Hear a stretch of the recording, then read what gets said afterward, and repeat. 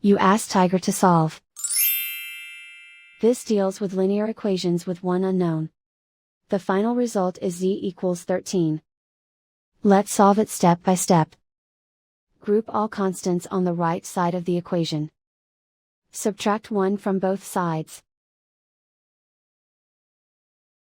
Group like terms. Simplify the arithmetic.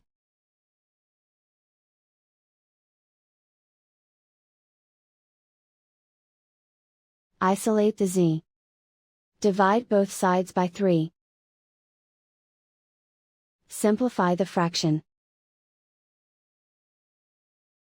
Find the greatest common factor of the numerator and denominator.